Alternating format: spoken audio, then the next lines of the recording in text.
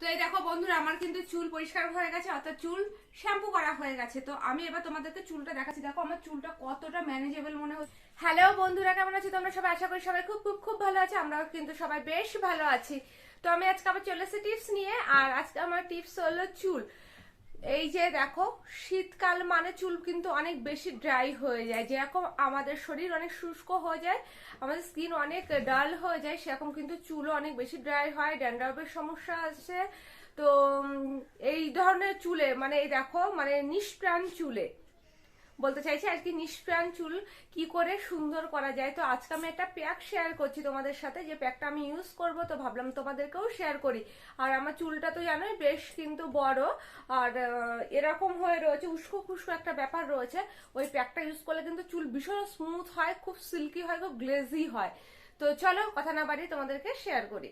বন্ধুরা, আমি প্যাকটা এখন তৈরি করবো। তা আমি কি কি এখানে উপকরণ নিয়েছি তোমাদেরকে একবার দেখিয়ে দিই। কলা, দেখো কলাগুলো কিন্তু বেশ পেকে গেছে, তবে পচে যায়নি, খুব ভালো করে আর কি পেকে গেছে। আর ফ্রিজে রাখা ছিল, কালো কালো হয়ে গেছে। এখানে আছে টক দই, আর এখানে আমি নিয়েছি হলো ডাবরের মধু।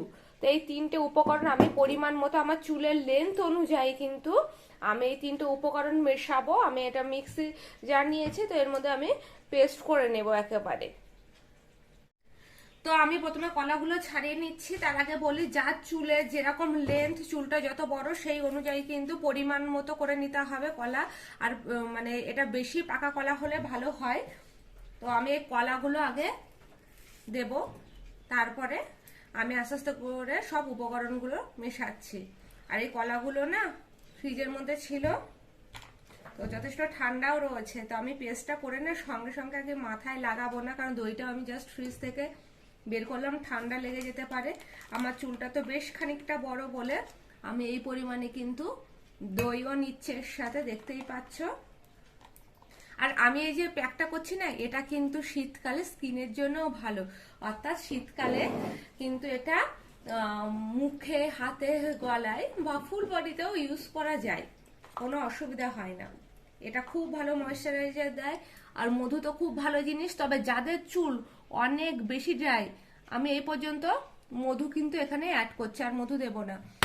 যাদের চুল অনেক বেশি ড্রাই তারা চাইলে এর মধ্যে অলিভ অয়েল বা নারকেল তেলও কিন্তু অ্যাড করতে পারো, বা কাস্টার্ড অয়েল, যে যে তেল আর কি ইউজ করা পছন্দ করো সেই তেল কিন্তু সামান্য পরিমাণে ইউজ করতে পারো। ওতে চুলটা কিন্তু আরো বেশি সিল্কি একটা ব্যাপার চলে আসবে।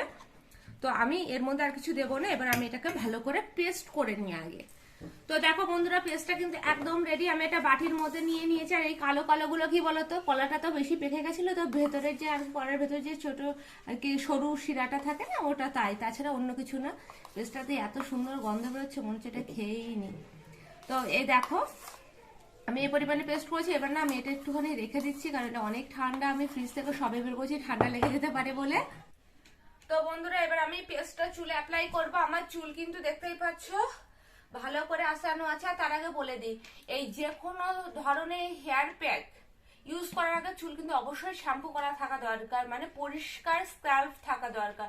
না হলে কি হবে বলো তো, ওটা ঠিকঠাক কাজ করবে না, বেকার হয়ে যাবে প্যাকটা। তো আমি গতকাল শ্যাম্পু করে রেখেছিলাম, দিনের দিন শ্যাম্পু করে চুল শুকিয়ে তারপরে কিন্তু প্যাক লাগানোর মতো সময় ধৈর্য কোনোটাই আমার নেই, কারণ আমি বেসিক্যালি একটু আলস্য প্রকৃতির এই ধরনের কাজে। তো চলো, এবার দেখো আমি প্যাকটা লাগাচ্ছি। আর আমি এটা কিন্তু একটু ঘন ঘন করেছি, যাতে গড়িয়ে গড়িয়ে আর কি না পড়ে, শীতকাল বুঝতেই পারছো। তো আমি এবার দেখো এটা কিভাবে অ্যাপ্লাই করছি।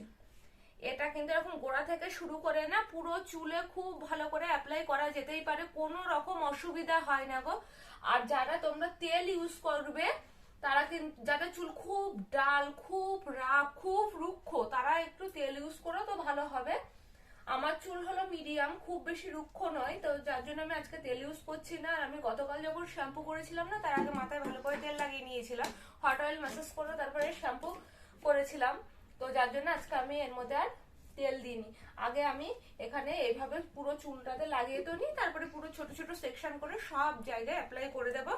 তারপরে চুলটা বেঁধে রাখবো। আর এটা মিনিমাম আমি 30 থেকে 45 মিনিটস তো রাখবো, তার বেশি রাখবো না, ঠান্ডা লেগে যেতে পারে। আর যারা কাস্টার্ড অয়েল ইউজ করো, আমি একটা কথা বলে রেখে, এটা আমার ক্ষেত্রে হয়, কাস্টার্ড অয়েলে কিন্তু একটু ঠান্ডা লাগে, হ্যাঁ। তো অলিভ অয়েল কিন্তু চুলে খুব ভালো শাইনি দেয়, ভিটামিন ই ক্যাপসুলও ইউজ করতে পারো। মানে যার যেটা স্যুট করে। তবে আমি একটা কথা আরো বলবো, চুলের ক্ষেত্রে আমি যেটা করি, বেশি কায়দা করা সত্যি কখনো উচিত নয়, কারণ বেশি যত্ন বেশি কায়দাতে কিন্তু চুল অনেক সময় নষ্ট হয়ে যায়, চুল ঝরে যায় খুব। তো দেখতেই পাচ্ছ আমি এইভাবে তাড়াতাড়ি করে প্যাকটা পুরো চুলে লাগিয়ে নেব। আর এতে চুল যেরকম সফট হবে সেরকম কিন্তু সিল্কি হবে, আর বেশ একটা স্মুথ স্ট্রেট একটা লুকস দেবে। তো আমি এইভাবে পুরো চুলটাতে অ্যাপ্লাই করছি, দেখতেই পাচ্ছ। চুলগুলো না ছোট ছোট সেকশন করে অ্যাপ্লাই করা ভালো, তাহলে সব জায়গায় পৌঁছাবে। তো আমার কিন্তু এখনই খুব ঠান্ডা লাগছে, আমি পুরো চুলটাতে আগে এভাবে অ্যাপ্লাই করে নিচ্ছি, তারপরে এরকম আলতো করে অল্প একটু ম্যাসাজ করব। আর দেখতেই পাচ্ছ আমি কিন্তু মানে প্যাকটা বেশি আর কি ঝোলঝোল টাইপের করিনি, বেশি পাতলা করিনি, ঠিক আছে? কারণ বেশি পাতলা করলে গড়িয়ে গড়ে পড়লে আমার ক্ষেত্রে খুব অসুবিধা হয়। আর এতে কিন্তু চুলের গ্রোথও ভালো হয়। মানে পাকা কলা যেটা, সেটা কিন্তু স্কিনের ক্ষেত্রেও যেরকম ভালো, চুলের ক্ষেত্রেও ভালো। আর দইয়ের তো কোনো তুলনাই নেই রূপচর্চার ক্ষেত্রে বলো বা চুলের ক্ষেত্রে বলো। তো আমি এইভাবে কিন্তু এখানে আমার পুরো চুলেরই লেগে যাচ্ছে, যার জন্য আমি আর ছোট ছোট সেকশনে ভাগ করলাম না। যার যে পরিমাণে চুল সে সেই পরিমাণে কিন্তু এরকম ছোট ছোট করে সেকশন করে এরকম করে টেনে দেবে, তো পুরো চুলে যাতে ভালো করে অ্যাপ্লাই হয়। ঠিক আছে, আর একটু হলে ভালো হতো, মানে একটু কম পড়ে গেছে আর কি। যদিও আমি চেয়েছি একটু কমই করতে, কারণ নষ্ট হওয়ার থেকে একটু সামান্য কম হলে মনে হয় না খুব একটা অসুবিধা হয়, তাই না? তো এই দেখো আমার পুরো চুলে এইভাবে আমি অ্যাপ্লাই করেছি, এই দেখো বেশ ঠান্ডা ঠান্ডা লাগছে। আর বাটির মধ্যে যেটা আছে, আমি বাটিটাকে এইভাবে ধরেছি, কারণ জিনিসটা নষ্ট করতে আমার খারাপ লাগবে, তাই না? আর আমি বলেছি আমি একটু কমই করেছি যাতে বেশি না হয়। এই দেখো, কারণ লাগানোর মতো হাত বাড়িতে এই মুহূর্তে কেউ নেই, আমাকেই লাগাতে হবে। তো এই হলো প্যাকটা আমি এভাবে লাগিয়েছি, এবার পুরো চুলটা আমি একটা ক্লিপ দিয়ে আটকে রাখবো। তো এইভাবে আমি 30-40 মিনিটস বাদে গিয়ে আমি শ্যাম্পু করে নেব। আমি যেহেতু শীতকাল পড়ে গেছে, আমি হালকা উষ্ণ গরম জলে কিন্তু স্নান করব। তবে চুলের ক্ষেত্রে বেশি গরম জল ঠিক নয়, একটা নর্মাল টেম্পারেচার, আবার খুব ঠান্ডা জলে তো বেশি শীত করবে বলে আমি শ্যাম্পু করে আমার চুলের কন্ডিশন কেমন দেখায় তোমাদেরকে কিন্তু দেখাবো। আর অবশ্যই আমি শ্যাম্পুটা করে নেব।